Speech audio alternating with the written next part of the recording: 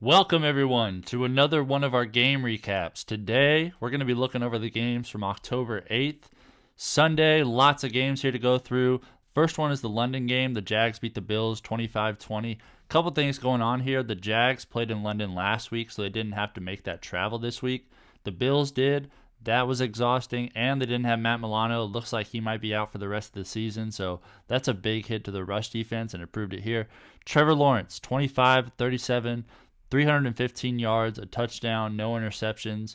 He is trending in the right direction with this. Love to see the completion percentage. Love to see the yards going up. Hopefully the touchdowns will come there eventually, but this is absolutely a step in the right direction. Travis Etienne, monster game. 26 carries, 136 yards rushing, and 2 touchdowns. He is not a sell high. He is someone you absolutely just need to keep on your team. An exceptional talent. Hang on to him and just enjoy games like these. Trevor Lawrence had 7 carries for 31 yards. Calvin Ridley also had 2 carries for 14. Tank Bigsby, 3 carries for 8 yards. He is a safe drop at this point. Christian Kirk had a carry for 6, and Jamal Agnew chipped in a carry for 1. Lots of receiver carries there. Interesting stuff.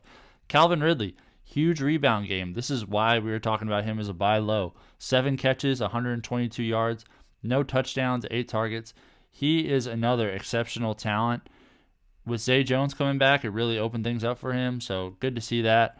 Hang on to him. I would not suggest selling high on him either. Christian Kirk, 6 catches, 78 yards. This is what I think we should expect from Christian Kirk, just middle-of-the-road stuff here. Like, great tight end numbers, but for a receiver, you would like a little bit more because I think Calvin Ridley is going to be locked in as the receiver 1 the rest of the year. Travis Etienne, 4 catches, 48 yards, just adding to his monster day. Evan Engram, 4 catches for 28 yards. A little bit disappointing there from him, but I still think he's a solid starting option at tight end. Zay Jones, 3 catches, 23 yards, and a touchdown. Good to see him back. Luke Farrell had a catch for 16. Tim Jones and Brenton Strange did not haul in their targets. For the Bills, Josh Allen was 27 of 40, 359 yards, 2 touchdowns, 1 interception. He also had a rushing touchdown on 4 carries and 14 yards. Solid day from him. Obviously, you want to start him every week. Damien Harris wasn't far behind, 3 carries for 13 yards. Latavius Murray had 2 for 6. And James Cook, really disappointing stuff here. 5 carries, -4 yards. Do not drop him. I think he's a buy low after this performance because he's still a really good talent. They just didn't run the ball at all in this game. Really weird stuff from the Bills here. Stefon Diggs, 8 catches, 121 yards, a touchdown, 11 targets. Very Stefon Diggs-esque here. Great stuff.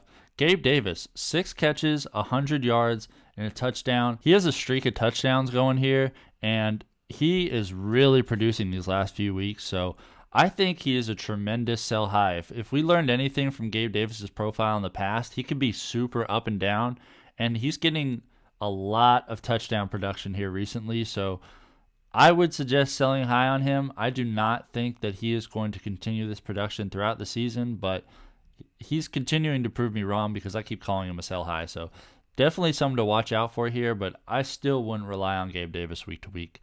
Deontay Hardy, 2 catches for 62 yards for him. James Cook, 3 catches, 25 yards, just kind of adding to that miserable performance he had today. Dalton Kincaid, this is another disappointing stat line.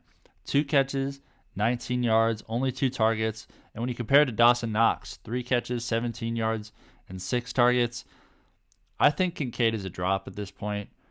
We keep waiting for this to happen, and I mean, Dawson Knox is getting 3 times the amount of targets he is. So, begrudgingly, I think Dalton Kincaid is a drop at this point. If you have the space to wait on him, it wouldn't be a bad idea to wait on him, but I absolutely understand dropping him at this point. Khalil Shakir had 1 catch for 11 yards. Trent Sherfield had a catch for 3. And Latavius Murray just had the catch for 1.